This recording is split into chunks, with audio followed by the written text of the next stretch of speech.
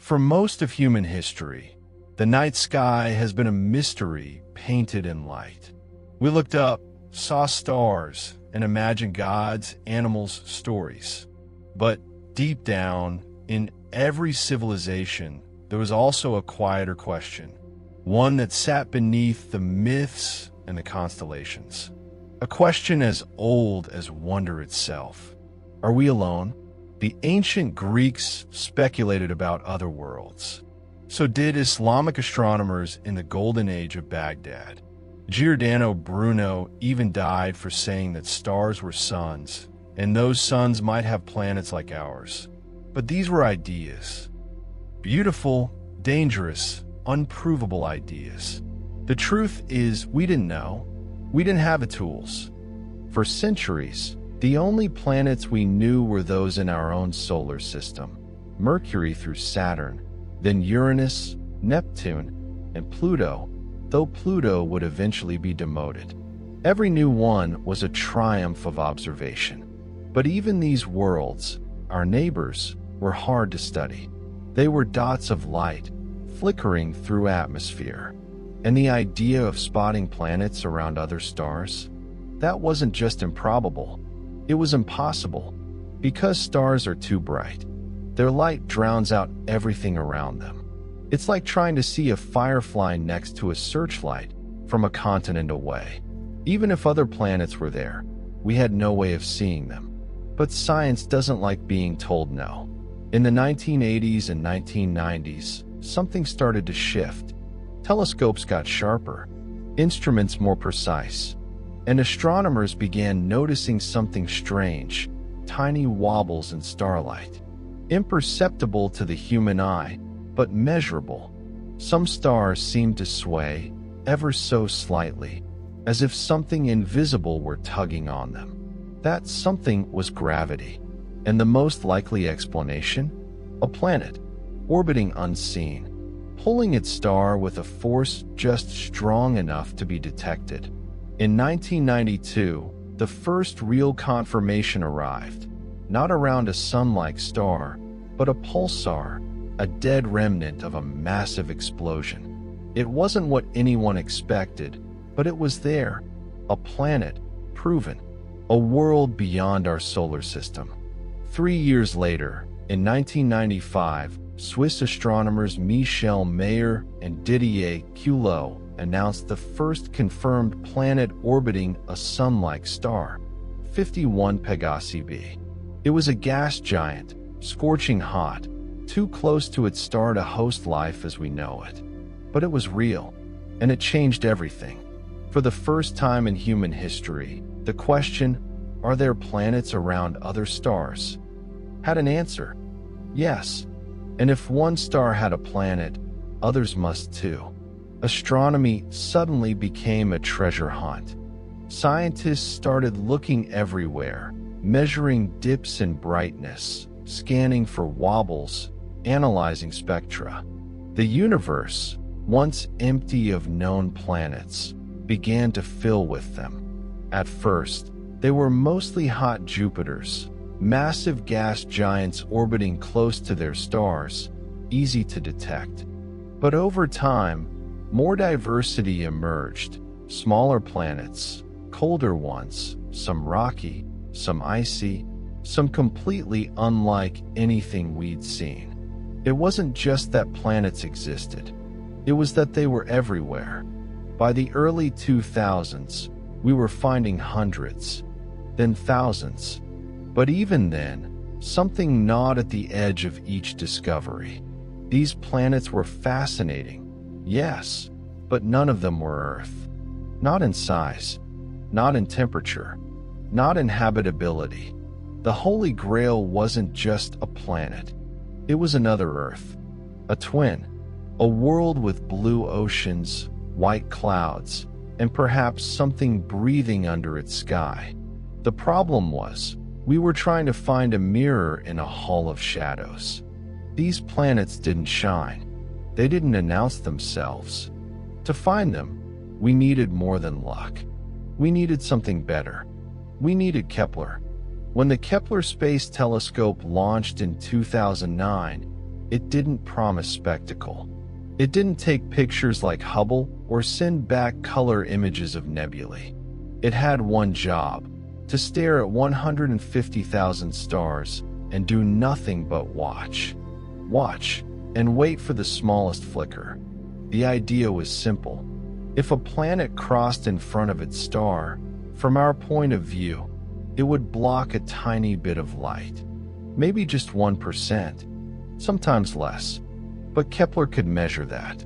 It could see the dimming. And if it happened again and again, like clockwork, we could infer a planet was there.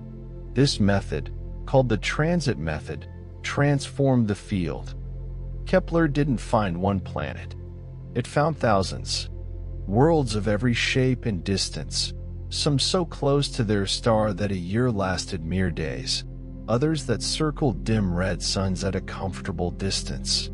The data flooded in, and suddenly the galaxy looked alive.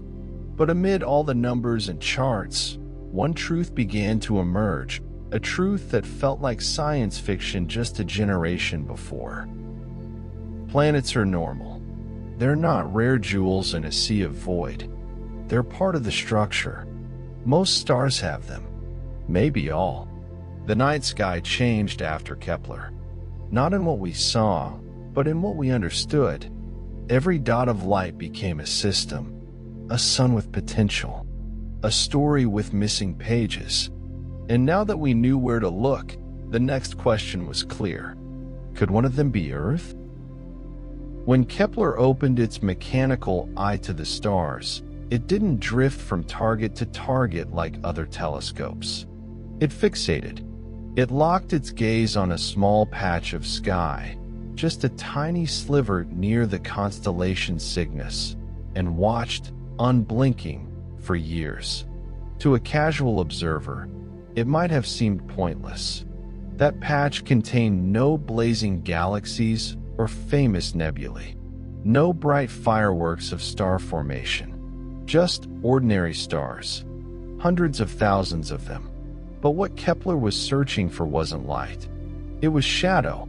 Every time a planet passed between one of those stars and our telescope, a transit, it created the faintest dip in brightness. Not enough to notice with the human eye, but Kepler could see it. And if the dip repeated on a regular schedule, the software would flag it. One dip wasn't enough. It could be a sunspot or a glitch. But 2, 3, that began to look like an orbit. Kepler's genius wasn't in the power of its lens. It was in its patience. And so the data began to build. Slowly at first, then exponentially. Kepler didn't just discover a few planets. It redefined the planetary zoo. It found hot Jupiters, warm Neptunes, cold super-Earths. It found compact systems where multiple planets huddled close to their star like beads on a string. It found giants orbiting far out, and small rocky bodies clinging to dim red dwarfs. Before Kepler, we knew of fewer than 500 confirmed exoplanets. By the time Kepler's primary mission ended, that number had swelled into the thousands. But more important than the raw count was the pattern. When scientists ran simulations based on Kepler's results, a stunning picture emerged. Planets weren't just common. Earth-sized planets in the habitable zone, that special range where liquid water could exist, were also common. Not rare jewels, but likely companions to a significant fraction of stars. One 2013 estimate, based on Kepler's harvest, suggested that in the Milky Way galaxy alone, there could be as many as 40 billion Earth-sized planets in habitable zones. That number was so vast, it bordered on the absurd. Suddenly, the question wasn't, do other Earths exist? It became, which one should we visit first? But even with all this progress, one frustrating limit remained. Kepler could tell us a lot: a planet's size, its orbital period, even its rough temperature based on distance from its star. but it couldn't tell us what that world was like. Was it a rocky paradise or a volcanic hellscape? Did it have an atmosphere? Oceans? Was its surface dry as Mars or lush as Earth? Kepler couldn't answer that. To truly understand these worlds, we'd need more than silhouettes. We'd need to smell their air, not literally, but spectroscopically. We'd need to capture the light that passed through their atmospheres and break it apart like a prism, analyzing it for fingerprints of water vapor, methane, oxygen. That kind of subtle detection wasn't possible with Kepler. It wasn't designed for that. It was, in many ways, a prospector. It scanned the hillsides and said, "There's gold out there." Now we needed the geologists. Enter the next generation of telescopes. Ground-based observatories with massive mirrors. Space-based successors like TESS, and most crucially, the long-awaited James Webb Space Telescope. But before we jump ahead, there's something worth pausing on. Kepler's harvest wasn't just about finding planets. It was about changing our relationship with the sky. Before Kepler, stars were lonely. After Kepler, they were families. When we look up now, when we see that faint shimmer of light above the treetops or beyond the city glow, we don't just see a sun. We see orbits. We see motion. We see potential. Kepler made it impossible to look at the night sky the same way again. Every point of light might cradle a planet like ours. Or not like ours. Maybe stranger. Maybe better. It trained our minds to imagine a galaxy full of places. Not fiction, not fantasy, data, and perhaps most beautiful of all, Kepler's most Earth-like discoveries weren't the closest ones. They were hundreds, even thousands of light years away. Too far to visit, too distant to dream of reaching in our lifetimes. But they taught us something fundamental. The universe isn't tailored for emptiness. It's tailored for variety. And maybe, just maybe, for company. For a long time, our search focused on stars like our own. Yellow dwarfs. Predictable, stable, familiar. But it turns out, most stars in the galaxy aren't like the sun at all. They're smaller, cooler, dimmer. Red dwarfs. The quiet, unassuming majority. And in 2016, one of them changed the game. The star was named TRAPPIST-1, and it sat quietly 40 light years from Earth in the constellation Aquarius. It wasn't bright. In fact, it was invisible to the naked eye, a faint speck you'd miss even with a backyard telescope. But it was being watched, carefully, by astronomers using a small robotic telescope in Chile. At first, they saw one transit, then two, then three. The pattern was undeniable. By the time the full data came in, the count had reached seven planets, all orbiting a single star no bigger than Jupiter, and every single one of them roughly Earth-sized. It was a discovery so surprising, so rich in implications, that for a moment, the entire field of astronomy seemed to stop and stare. 3 of the TRAPPIST-1 planets appeared to be in the star's habitable zone, that narrow region where liquid water might exist on the surface. But even those outside the zone were intriguing. They were close enough to their sun to keep warm, but not so close as to be scorched. And because the star was so faint, even a tight orbit meant a planet wouldn't necessarily bake. What made TRAPPIST-1 so captivating wasn't just the number of planets. It was the system itself, tightly packed, harmonically balanced, with orbits that danced in mathematical precision. The planets were so close to each other that, if you stood on the surface of one, you might see others looming in the sky like moons. It was unlike anything in our solar system, and yet it was real. The discovery reignited a conversation that had long simmered on the edge of planetary science. What if the best places to look for life aren't planets like Earth, but systems entirely unlike ours? After all, red dwarfs are more common than suns like ours. They live longer, sometimes for trillions of years, and they tend to have tightly bound planetary systems where rocky worlds hug close to the warmth. Of course, red dwarfs come with risks. Many of them flare, sending out sudden bursts of radiation that could strip atmospheres or sterilize surfaces. TRAPPIST-1-2 has been observed flaring. Could life survive that? Could an atmosphere persist? Or would these planets be barren rocks, battered by solar wind? We didn't know. But for the first time, we had a real test case, a compact, observable system where we could study rocky planets in a zone that might support life. TRAPPIST-1 also opened a new chapter in observational astronomy.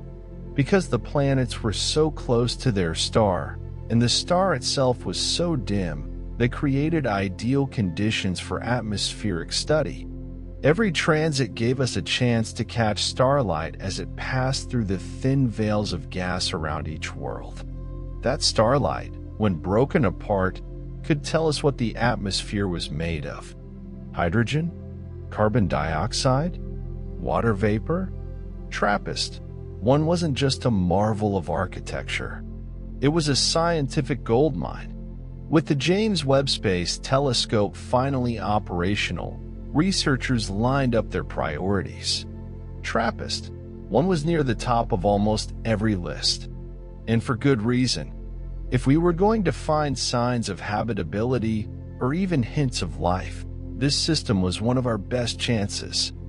Even if it didn't give us a true Earth twin, it might give us something better, a range of outcomes. A cosmic laboratory. 7 rocky planets, all formed in the same environment, each with slightly different orbits and compositions. Compare them side by side, and you might start to see what matters, what makes a world stable, or warm, or wet. It's the kind of opportunity that planetary scientists dream of. Not just one planet to study, but an entire family. And while we still don't have final answers, no confirmed oceans, no alien biosignatures, the data is flowing. Slowly, carefully, quietly. TRAPPIST-1 is teaching us that other solar systems don't have to resemble ours to be interesting or to be habitable. It reminds us that nature is creative, that life might emerge under suns we never considered and systems we never imagined. And as our instruments improve, we'll keep coming back to those 7 worlds, listening for hints. A drop in temperature, a hint of methane, a trace of water, one whisper at a time. The moment we began detecting exoplanets with any consistency, a new frontier emerged, not just finding worlds, but understanding them. After all, knowing that a planet exists is like spotting a ship on the horizon. You still have no idea who's on board or what's inside. To get closer, astronomers turned to the stars literally. The idea was elegant, even poetic. As a planet passes in front of its star, a tiny sliver of the starlight filters through the planet's atmosphere.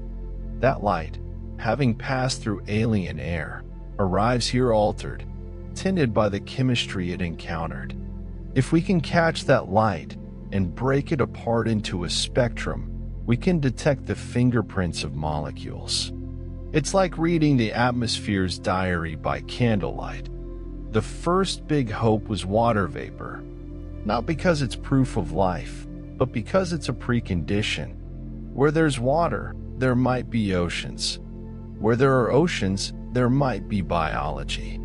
And sure enough, early studies, even with limited tools, began to show hints. Planets like HAT, P11b, a Neptune-sized world 120 light-years away, showed clear signs of water in their upper atmospheres. Others hinted at clouds, haze, and complexity. But there was a problem. Most of these early detections came from large gas giants, the hot Jupiters, because they were big and their atmospheres were easier to study. What we really wanted were atmospheres on small, rocky planets. And that was far harder. Their atmospheres were thinner, the light signals weaker. We were peering through a keyhole at shadows. The launch of the James Webb Space Telescope changed that. Where Kepler had been a surveyor and Tess a scout, Webb was something else, a chemist. It had the power to dissect infrared light with astonishing precision, and it could hold its gaze on a single target for hours, collecting even the faintest echoes from an atmosphere light years away. Almost immediately, Webb began to deliver. One of its early observations focused on WASP 39b, a Saturn-sized planet orbiting a star 700 light-years away. Webb's instruments detected carbon dioxide in its atmosphere, the first time this had been done outside our solar system. That breakthrough proved that Webb could not only detect major atmospheric components, but also quantify them. But again, the giants were just the warm-up. The real excitement lay with smaller, terrestrial planets, especially those in the habitable zone. Because if Webb, or any future telescope, could detect molecules like oxygen, ozone, or methane in the right proportions, it would be cause for deep interest. These aren't just chemical curiosities. They're biosignatures, potential signs of life. Let's pause on that word. Biosignature doesn't mean proof of aliens. It means something hard to explain without life. Oxygen, for example, is reactive. It doesn't last in an atmosphere unless something keeps producing it. On Earth, that something is life, photosynthetic life, mostly. If we detected large amounts of oxygen alongside methane, which tends to get destroyed by oxygen, that imbalance might suggest biology. Of course, there are caveats. False positives exist. Volcanoes can emit methane. Oxygen can be produced abiotically in rare cases. Scientists are cautious, as they should be. Extraordinary claims require extraordinary evidence. Still, the path is clear. We're building a library of atmospheric fingerprints.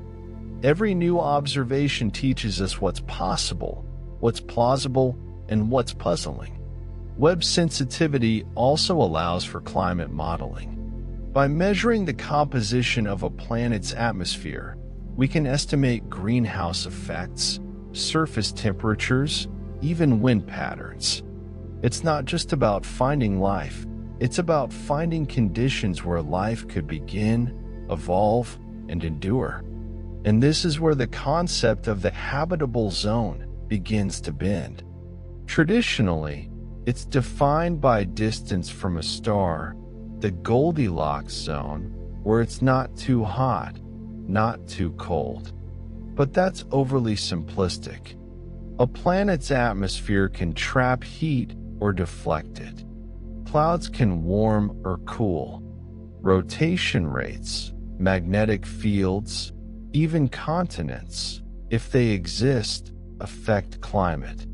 So now, habitability is more than a radius. It's a dynamic, living equation. And in that equation, atmospheric chemistry is key. It tells us whether the planet has water, whether it has greenhouse gases, whether its surface might be stable or volatile or dry. But more than that, it tells us whether the planet breathes. That's what this whole enterprise is about.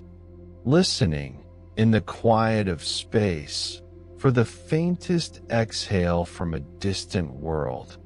It's the cosmic equivalent of watching a sleeping forest and waiting for a branch to sway, not from wind, but from something moving inside. We're not there yet. No telescope, not even Webb, has definitively detected a biosignature on an exoplanet. But the doors are opening. We're moving from theory to observation, from poetry to data. And with each passing year, the atmosphere of alien worlds becomes just a little less alien. It's hard to get the public excited about an exoplanet named K2-18b. The name sounds like a catalog entry or a serial number. It doesn't stir the imagination like Pandora or Vulcan. But behind that sterile label lies one of the most intriguing discoveries in the history of the search for life. K2-18b orbits a red dwarf star about 124 light-years from Earth in the constellation Leo. It was first discovered by the Kepler Space Telescope specifically during its extended mission phase known as K2. The 18 refers to the campaign number. The B means it's the first planet found in that system. Unromantic, maybe, but practical. At first glance, K2-18b didn't seem all that special. It was roughly 2.6 times the radius of Earth, too large to be considered a true Earth twin, but not quite massive enough to be a Neptune. It landed in the sub-Neptune category, a class of planet we don't have in our own solar system, which made it harder to understand. Was it a gas dwarf with a thick atmosphere? A water world with a dense ocean? A rocky core wrapped in vapor? Then came the data.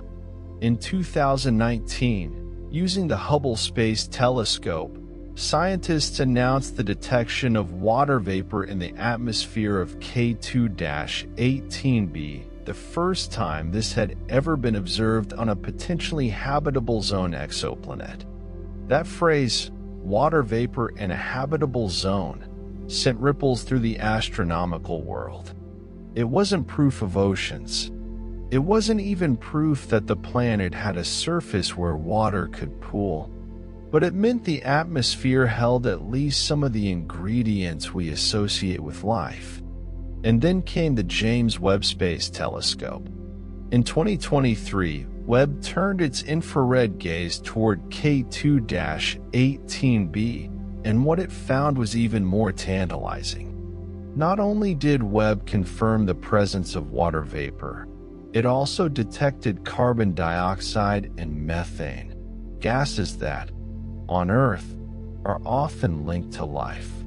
Even more intriguingly, there were hints of a molecule called dimethyl sulfide, DMS, which, as far as we know, on Earth is only produced by life, particularly plankton in the oceans. Now, this wasn't a confirmed detection. The signal for DMS was faint, and scientists were careful not to jump to conclusions. It could be noise. It could be an artifact. But if the molecule is truly there, it raises enormous questions. Because if a molecule like DMS is floating in the atmosphere of K2-18b, what is making it? The planet itself is likely not a rocky Earth clone. Its size and density suggest it has a thick hydrogen-rich atmosphere, perhaps enveloping a water ocean deep below. It might resemble a scaled-up version of Europa, with a warm, liquid sea buried beneath high pressure. In that environment, life, if it exists, wouldn't look anything like us. It might be microbial, aquatic, adapted to high temperatures and low light. But the mere possibility forces us to rethink what habitability really means.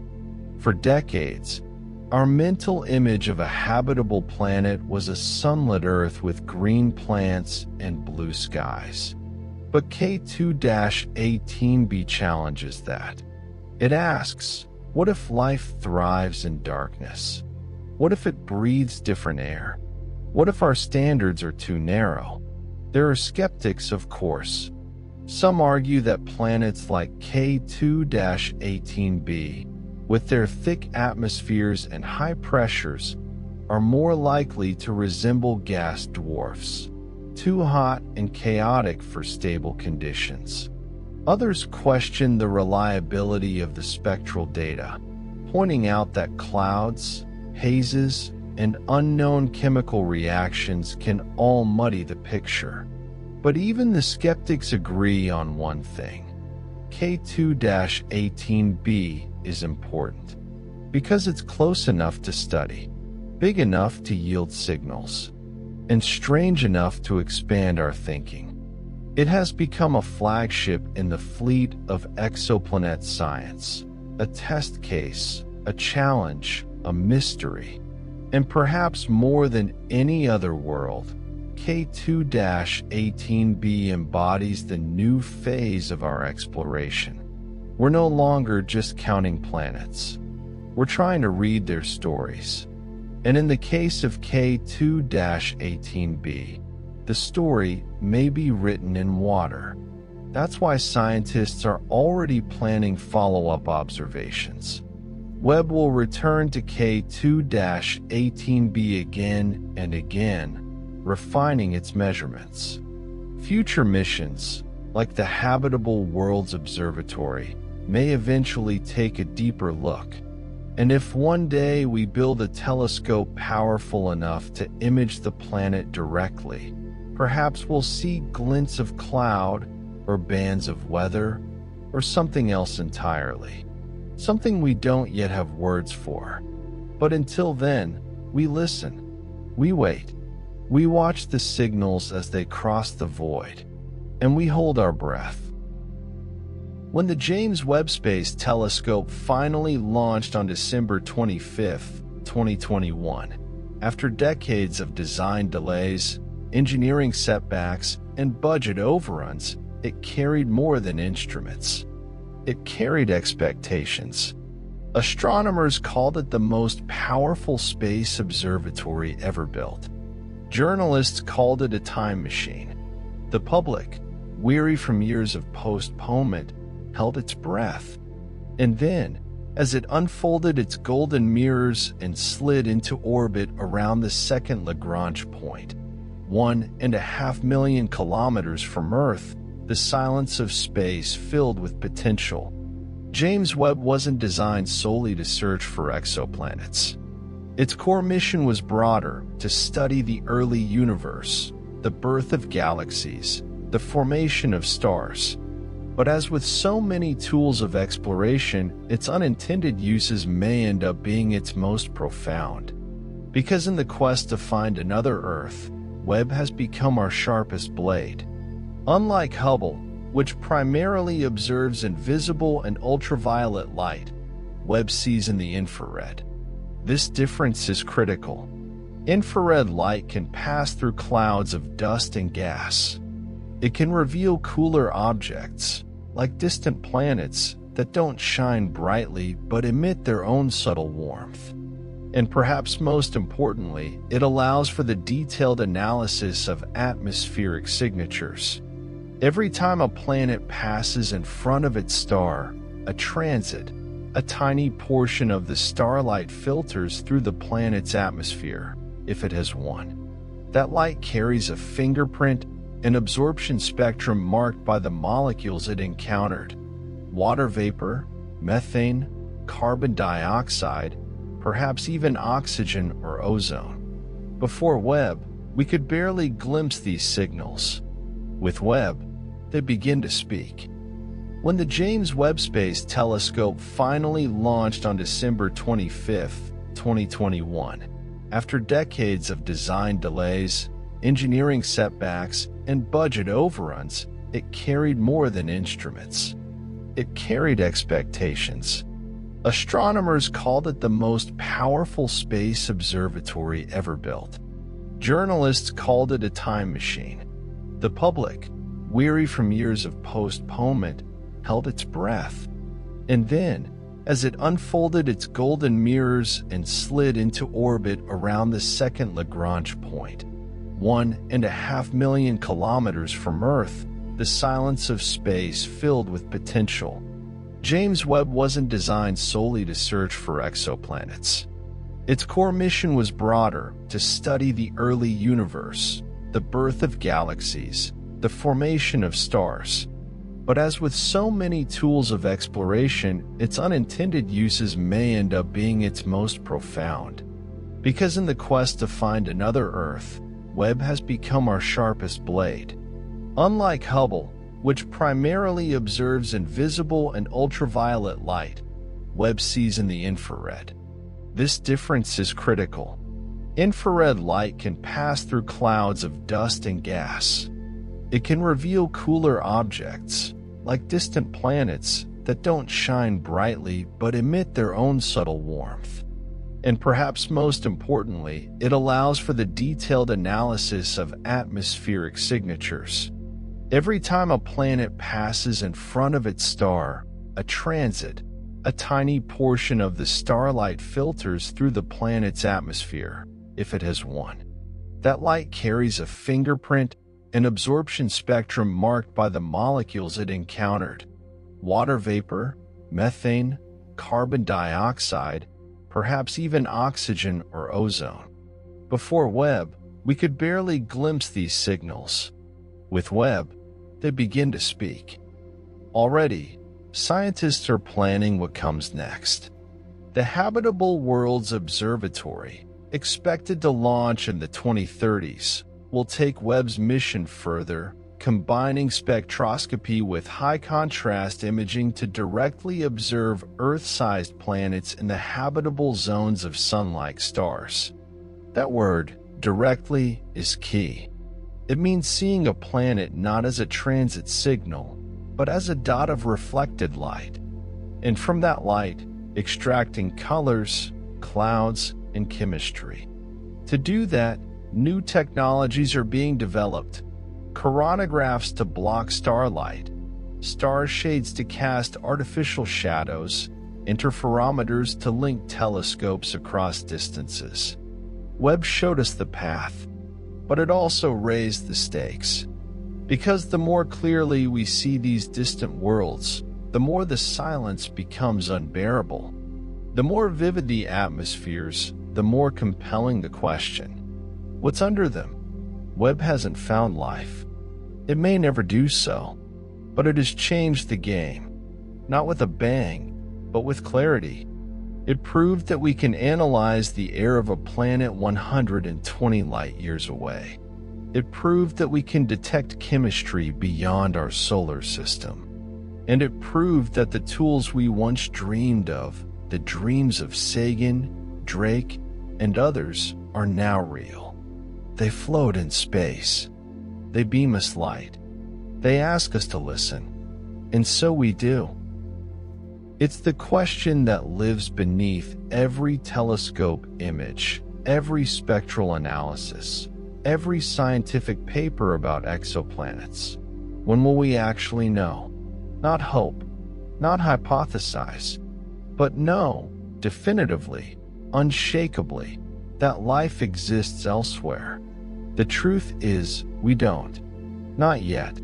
We have candidates. We have water vapor and methane. We have possible biosignatures, unusual atmospheres, tantalizing anomalies.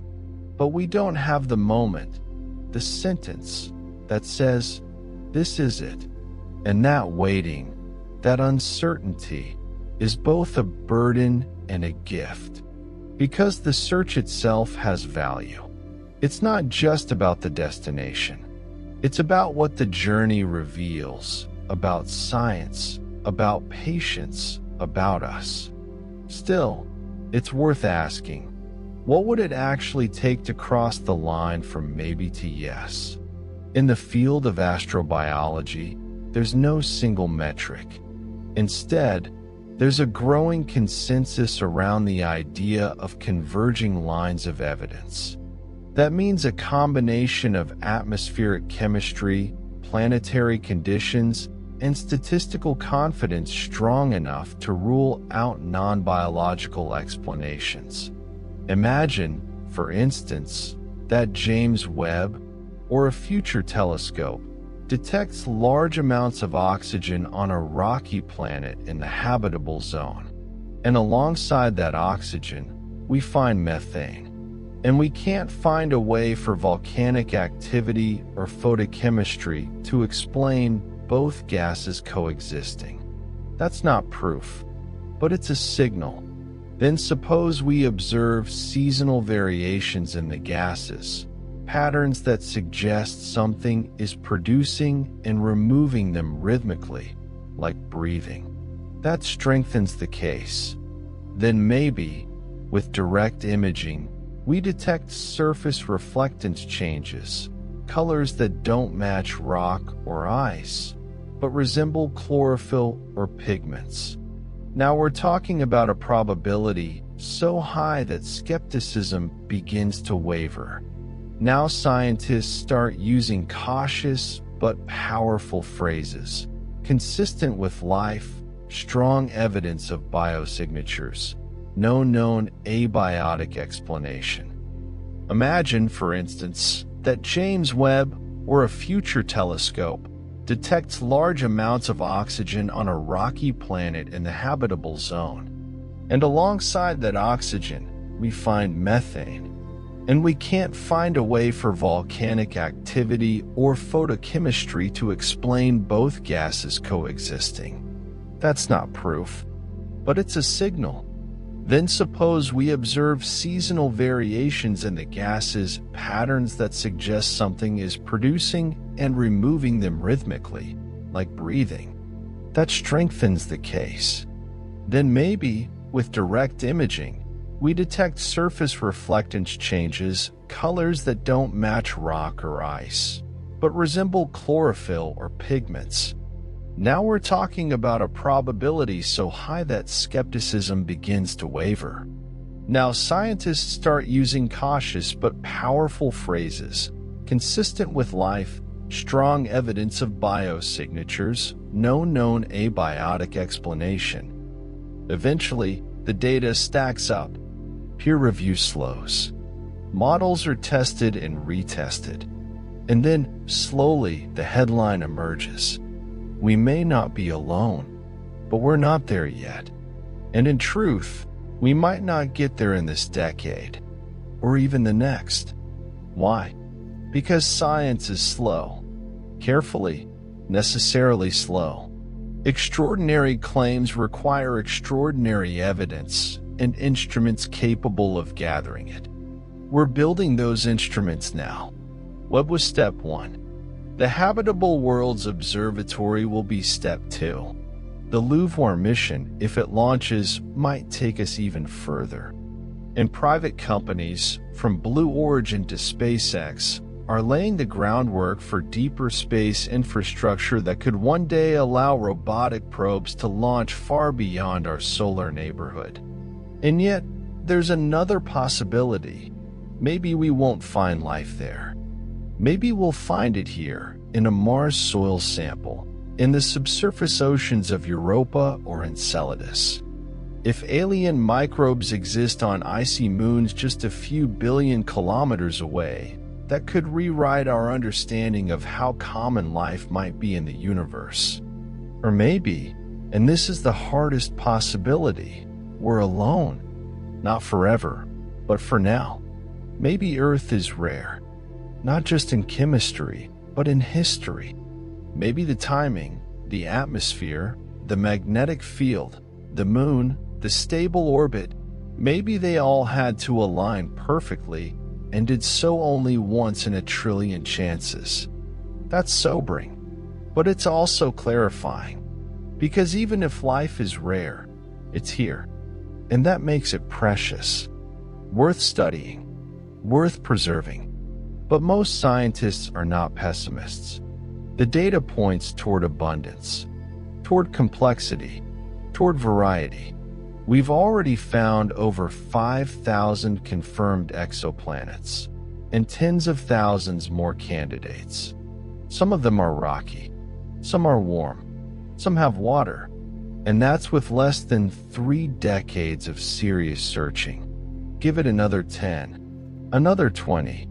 Add better telescopes, sharper models, AI-driven pattern recognition. The signals will get louder, the noise will fade, and then, maybe, the moment will come. It may not be dramatic. No radio signal, no spaceship, no waving tentacles. Just a line in a spectrum, a curve in a graph, a pattern that doesn't belong to rocks or gas or chance. And we'll sit there in front of our screens, in labs and offices and observatories around the world, and realize we're not just a lonely accident. We're part of something bigger. Until then, we continue. We listen. We wait. The sky, once a backdrop, is now a question, and every exoplanet is a possible answer.